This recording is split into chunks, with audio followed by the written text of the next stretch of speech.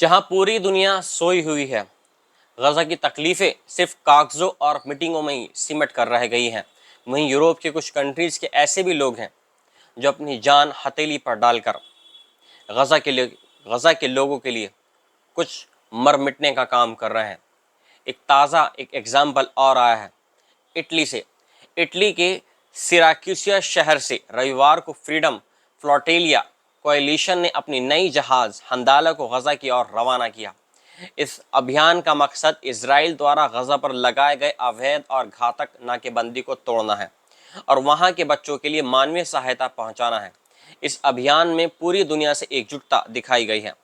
Coalition ने अपने आधिकारिक बयान में कहा कि सिर्फ कुछ हफ्ते पहले इजरायली सेना ने हमारे जहाज मदलीन को अंतर्राष्ट्रीय समुद्र सीमा में अवैध रूप से कब्जे में ले लिया और उस पर सवार 12 निहत्थे नागरिकों का अपहरण कर लिया। इसके बावजूद हम पीछे नहीं हटे, बल्कि वैश्विक समर्थन के साथ इस घेराबंदी को हम चुनौती दे रहे हैं। हंदाला जहाज पर सटीक संख्या का खुलासा नहीं किया गया है, लेकिन अनुमान है कि इसमें लगभग 18 एक्टिविस्ट सवार हैं। इसके अलावा फ्रांस की वामपंथी पार्टी ला फ्रांस इंशुमिन्स के 2 सदस्य भी इसमें शामिल होने की उम्मीद जताई जा रही है। इससे पहले मदलीन जहाज 6 जून को सिसिली इटली से रवाना हुआ था, जो गजा की ओर जा रहा था, लेकिन 9 जून को इजरायली सेना ने इस जहाज को जबरन रोक लिया और उस पर सवार पूरे क्रू को हिरासत में ले लिया। इसी दौरान वेस्ट बैंक के रमल्ला के उत्तर पूर्व में स्थित सिंगिल शहर में अवैध इजरायली सेटलर्स द्वारा मारे गए 2 फिलिस्तीनी युवकों की अंतिम विदाई में सैकड़ों लोग शामिल हुए। मरने वालों में एक 23 वर्षीय सैफ उल दीन कामिल अब्दुल करीम मुल्लत था, जिसके पास अमेरिका नागरिक थी। उसकी हत्या अवैध यहूदी सेटलर्स द्वारा पीट कर दी गई। दूसरा युवक मोहम्मद अल शलाबी था, जिसकी छाती में गोली मारकर हत्या कर दी गई।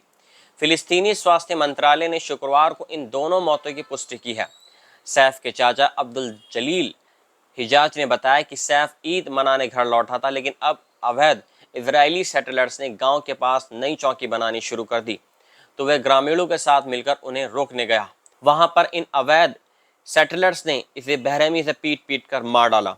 फिलिस्तीनी आंकड़ों के मुताबिक कब्जे वाली वेस्ट बैंक में लगभग 7,70,000 अवैध इजरायली 180 अवैध कॉलोनियों और 256 अवैध चौकियों में रहते हैं।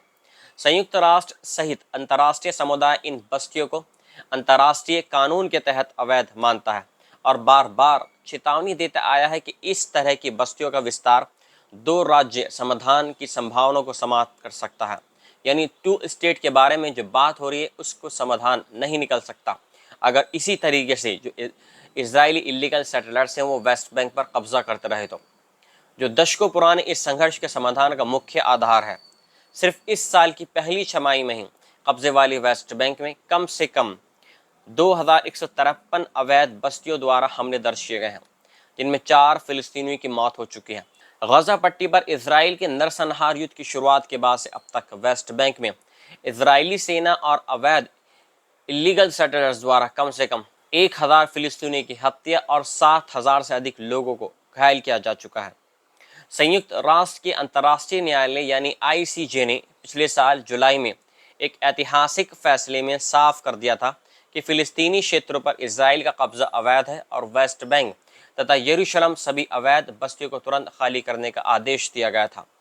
इन तमाम अंतर्राष्ट्रीय कानूनों और निर्णयों के बावजूद इजराइल की बर्बरता थमने का नाम नहीं ले रही है और फिलिस्तीनी जनता लगातार नरसंहार का सामना कर रही है। इस बीच फ्रीडम फ्लोटिलिया जैसे अभियान दुनिया को यह दिखाने की कोशिश कर रहे हैं कि मानवता आज भी जिंदा है और गजा की मासूम जनता को भुलाया नहीं जा सकता है। जिस तरीके से जो मिडल ईस्ट की जो कंट्रीज़ हैं, सऊदी, कुवैत और कतर, उन कंट्रीज़ ने अपने ही मज़हब के लोगों को, अपने ही पड़ोसियों को पूरी तरीके से भुला दिया है। मिलता हूँ मैं आपसे एक अगली खबर के साथ में। इसी तरीके से मेरे चैनल को सपोर्ट करते रहिए। जय हिंद।